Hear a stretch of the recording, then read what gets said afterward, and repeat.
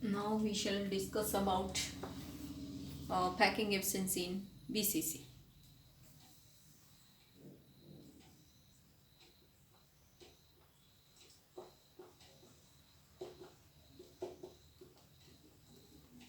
In BCC stand for Body Centered Unit Cell ಅಥವಾ Cubic Unit Cell.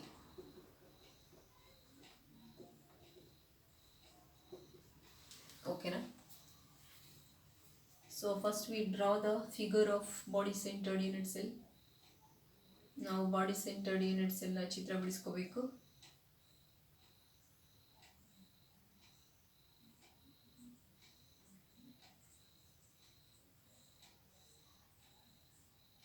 So faces ತಗೋಬೇಕು. ABCD, this is one face. EFGH, this is another face. So along the body diagonal means body centered indicates we have to choose a first body diagonal. This is your first point, this is your second point. Andre lattice points are present at the corner as well as center of the unit cell. ಅದು ಹೇಳ್ಕೊಟ್ಟಿರ್ತೀವಿ. ಈಗ ಇದಿಷ್ಟು ಯೂನಿಟ್ಸಲ್ಲಿ central ಇಲ್ಲಿರ್ಬೋದು ಅಂತ guess ಮಾಡಿಕೊಂಡು ಒಂದು ಆ್ಯಟಮನ್ನು ಒಂದು ಸ್ಪಿಯರ್ನ ಇಡ್ತಾ ಇದ್ದೀನಿ ನಾನು. So already you are knowing spheres are already in atoms are in circular shape anta. This is used as a center and draw the sphere, and this also used as a center. Draw one more sphere. So likewise we have to draw nearly 3 spheres along the body diagonal. ಈಗ body diagonal ಕಂಡುಹಿಡಿಬೇಕಂದ್ರೆ ಈಗ ನಾವು ಇದನ್ನು join ಮಾಡ್ತಾ ಇದ್ದೀವಿ. ಹೀಗೆ join ಆಯ್ತಲ್ಲ, first edge ಲೆಂತನ್ನು ನೋಡ್ಕೋಬೇಕು. ನಿಮಗೆ ಆಲ್ರೆಡಿ ಗೊತ್ತಾಗಿದೆ. Let the edge length of a unit cell, length of a unit cell ಎಷ್ಟು ಸೆಂಟಿಮೀಟರ್ ಇತ್ತು?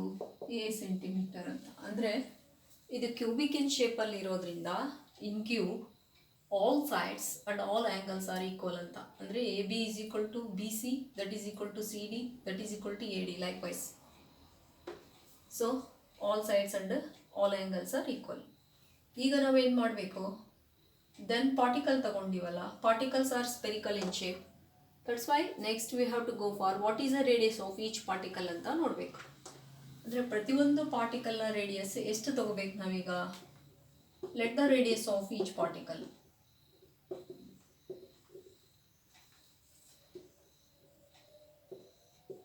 ಪ್ರತಿ ಪಾರ್ಟಿಕಲ್ನ ರೇಡಿಯಸ್ ಎಷ್ಟಿರ್ಬೋದು? ನಮಗೆ 6 ಸೆಂಟಿಮೀಟರ್ ಅಂತ ತಗೋಬೋದು.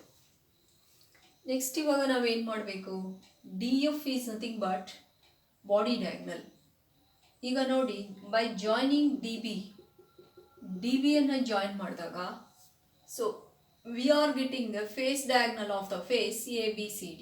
ಅಂದರೆ DB ಜಾಯಿನ್ ಮಾಡಿದರೆ ನಮಗೆ ABCD ಅನ್ನೋ ಫೇಸಿಗೆ DB ಏನಾಗಿರುತ್ತೆ? ಫೇಸ್ ಡಯಾಗ್ನಲ್ ಆಗಿರುತ್ತೆ. ಅಂದರೆ ನಾವು ಬಾಡಿ ಡಯಾಗ್ನಲನ್ನು ಕಂಡುಹಿಡಿಬೇಕು. DF is equal to body diagonal. ಆದರೆ DB ಈಸ್ ಈಕ್ವಲ್ ಟು ಏನಾಗಿರುತ್ತೆ? Is equal to face diagonal. ಹೌದಾ? ಈಗ ನಾವೇನು ಮಾಡಬೇಕು? ಫಸ್ಟ್ DFಗೆ ಹೋಗಬೇಕು, ಬಾಡಿ ಡಯಾಗ್ನಲ್ ನೋಡ್ಕೋಬೇಕು.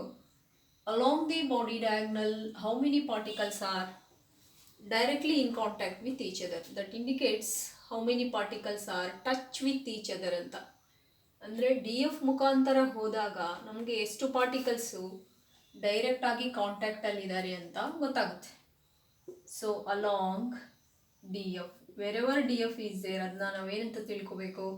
ಬಾಡಿ ಡಯಾಗ್ನಲ್ ಅಂತಲೇ ಓದ್ಕೋಬೇಕು. Along DF there are 3 particles. Particles are directly in contact with each other. 3 particles ಒಬ್ರಿಗೊಬ್ರು ಕಾಂಟ್ಯಾಕ್ಟ್ ಅಲ್ಲಿದ್ದಾರೆ, ಅಂದರೆ ಟಚ್ ವಿತ್ ಈಚ್ ಅದರ್ ಆಗಿದ್ದಾರೆ ಅಂತ ಅರ್ಥ. ಈಗ ಪ್ರತಿಯೊಂದು ಪಾರ್ಟಿಕಲ್ನ ರೇಡಿಯಸ್ ಎಷ್ಟು ತೊಗೊಂಡಿವಿ ನಾವು ಆರ್ ಅಂತ ತೊಗೊಂಡಿವಿ.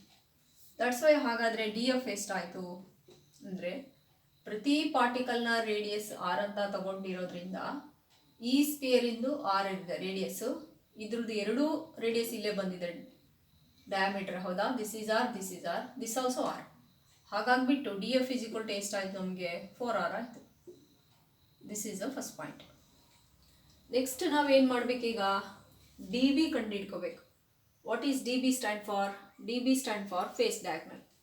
ಹಾಗಾಗಿ so we are knowing D B is nothing but face diagonal and df is nothing but body diagonal. So before calculating the body diagonal, first we have to calculate face diagonal. ಅಂದರೆ ನಮಗೆ body diagonal ಗೊತ್ತಾಗಬೇಕು ಅಂದರೆ first ನಾವು face ಡಯಾಗ್ನಲನ್ನು ಕಂಡುಹಿಡ್ಕೋಬೇಕು.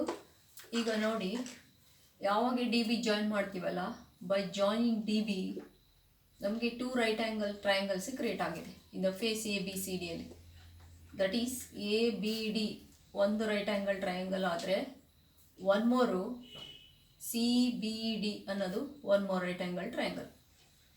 ಈಗ ನಾವೇನು ಮಾಡಬೇಕು, right angle triangle A D B ತೊಗೊಳ್ತಿದ್ದೀನಿ ಅಂದರೆ ಎ ಡಿ ಬಿ. ಈಗ ನಾವು ಡಿ ಬಿ ಸ್ಕ್ವೇರನ್ನು ಕಂಡುಹಿಡ್ಕೋಬೇಕು.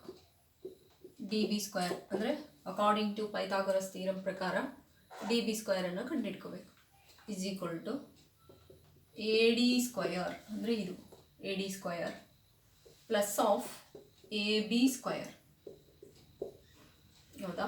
ಸೊ ಎ ಡಿ ಅನ್ನೋದೇನಿಲ್ಲಿ, A D is also nothing but edge of this cube. A B also edge. Beginning ಕೇಸಲ್ಲಿ ಎಡ್ಜನ್ನು ಎಷ್ಟು ತೊಗೊಂಡಿದ್ವಿ? ಎ ಸೆಂಟಿಮೀಟ್ರ್ ಅಂತ ತೊಗೊಂಡಿದ್ವಿ.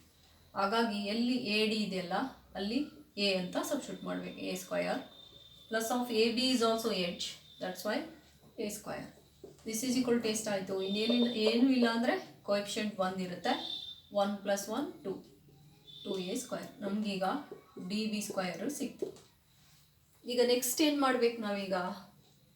ಡಿ ಬಿ ಅನ್ನೋದೇ ಫೇಸ್ ಡಯಾಗ್ನಲ್ ಸಿಕ್ತು. ನಾವೀಗ ಬಾಡಿ ಡಯಾಗ್ನಲನ್ನು ಕ್ಯಾಲ್ಕುಲೇಷನ್ ಮಾಡಬೇಕು. ನಾವು we have to calculate a body diagonal. Body diagonal ಏನಾಗಿರುತ್ತೆ? ಡಿ ಎಫ್ ಆಗಿರುತ್ತೆ. ಹಾಗಾಗಿ ಒಂದು ಟ್ರಯಾಂಗಲನ್ನು ಕ್ರಿಯೇಟ್ ಮಾಡ್ಕೋಬೇಕು. B D F in the right angle triangle B D F. ಈಗ ನಾವು ಡಿ ಎಫ್ ಸ್ಕ್ವಯರನ್ನು ಕಂಡುಹಿಡ್ಕೋಬೇಕು. D F square is equal to ಇದು square is equal to D B square. D B square ಅಂದರೆ ಅರ್ಥ ಆಯ್ತಲ್ಲ, D and B square plus of B F square. B F square. ಈಗ ನಮಗೆ ಡಿ ಬಿ ಗೊತ್ತಾಗಿದೆ. D B is equal to 2a square ಅಂತ from face diagonal ಸಿಕ್ಕಿದೆ. Plus B F ಅನ್ನೋದು ಕೂಡ one of the edge, that's why we have to replace a square. So ಇಲ್ಲಿ ಏನಿಲ್ಲ ಅಂದರೆ 1 ಇರುತ್ತೆ. 1 + 2 ಇಟ್ ಬಿಕಮ್ಸ್ 3a ಸ್ಕ್ವಯರ್. ನಮಗೆ D F square is equal to 3a square ಅಂತ ಸಿಕ್ತು. ನಾನು ಆವಾಗಲೇ ಹೇಳ್ಕೊಟ್ಟಿದ್ದೆ, ಡಿ ಎಫ್ ಅಲ್ಲಿ 3 particles are directly contact with each other ಆಗಿದ್ದಾರೆ. Therefore D F is equal to 4r ಅಂತ ಹೇಳ್ಕೊಟ್ಟಿದ್ದೆ. So wherever D F is there we have to replace 4r, square is square ಹಾಕ್ಬೇಕು, is equal to 3a square. ಇಲ್ಲಿ ನೋಡ್ಕೊಳ್ಳಿ, 4r square ಅಂದರೆ 16r square ಅಂತ. 4 4 16, 6 × 6 r square is equal to 3a square. ಈಗ ನಾವು A ಕಂಡುಹಿಡ್ಕೋಬೇಕು. A is equal to 16r square by 3 ಆಗುತ್ತೆ. A square is equal to, but we want the value of A. ನಮಗೆ A value ಬೇಕು. That's why take root on both sides to this equation. ಈ ಇಕ್ವೇಷನ್ಗೆ ಎರಡೂ ಕಡೆ ರೂಟನ್ನು apply ಮಾಡಿ square root of A square is equal to root of 16 into root of R square divided by √3. Square root cancel ಆಗುತ್ತೆ. A is equal to root of 16 ಅಂದರೆ 4, square root once again cancel 6 divided by √3. This is a edge length value ಅಂದರೆ A value in B C C. So ಇಷ್ಟು ಮಾಡಿದರೆ we are getting 1 mark. ನಮಗೆ 1 mark ಸಿಗುತ್ತೆ. So ಇದು ಅರ್ಥ ಆಯಿತು. First ಈ ಟ್ರಯಾಂಗಲ್ ಕನ್ಸಿಡರ್ ಮಾಡ್ಕೋಬೇಕು. ಫೇಸ್ ಡಯಾಗ್ನಲ್ ಕಂಡುಹಿಡಿಬೇಕಂದ್ರೆ ನಾವು ಬಿ ಡಿ ಇಲ್ಲಿ ಕೊಟ್ಟಿದ್ದೇನೆ, ಬಿ ಡಿ ಎಫ್ ಇದು ಬಾಡಿ, ಇದು ಸ್ಪೇಸಿಂದ ಹೋಗಬೇಕಂದ್ರೆ ಎ ಡಿ ಬಿ ಅನ್ನೋ ಒಂದು ಟ್ರಯಾಂಗಲನ್ನು ತಗೋಬೇಕು. ಅಲ್ಲಿ ಡಿ ಬಿ ಕ್ಯಾಲ್ಕುಲೇಷನ್ ಮಾಡ್ಕೋಬೇಕು. ಯೂಸಿಂಗ್ ದಟ್ ವ್ಯಾಲ್ಯೂ ನಾವು ಡಿ ಎಫ್ ಅನ್ನು ಕ್ಯಾಲ್ಕುಲೇಟ್ ಮಾಡಬೇಕು. This is all about your first step in the calculation packing efficiency in BCC. Go for second step. Go for step 3. Step 3 indicates that packing efficiency.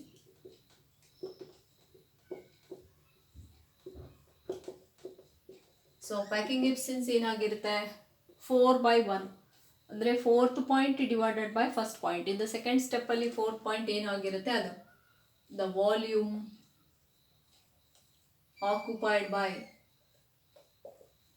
ಎಷ್ಟು atoms 2 atoms in a unit cell divided by the volume of unit cell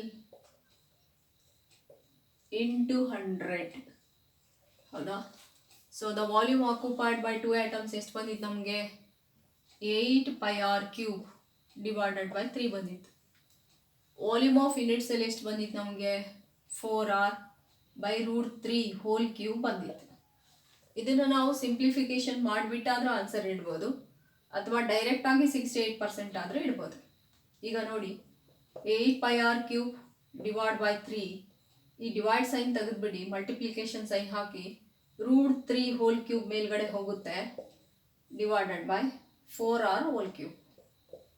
ಇದನ್ನು simplify ಮಾಡಿದಾಗ 8πr³ divide by 3 √3 into √3 into √3 3 times ಬರ್ಕೋಬೇಕು. √3 into √3 into √3 divided by 4r into 4r into 4r. This is equal to 8πr³ divided by 3 √3 into √3 √9. √9 indicates 3√3. Okay na? Divided by 64r³. r³ cancel. 8 1 ja 8 8 ja 3 3 cancel.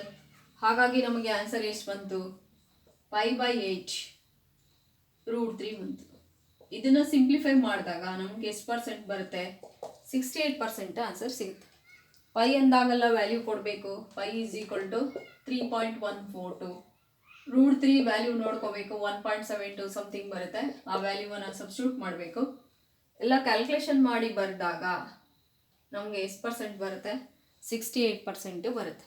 This is a percentage of packing efficiency in BCC. ಅಂದರೆ ಇನ್ BCCಯಲ್ಲಿ there are 2 particles are there. That 2 particles occupied 68% of the space in body centered unit cell.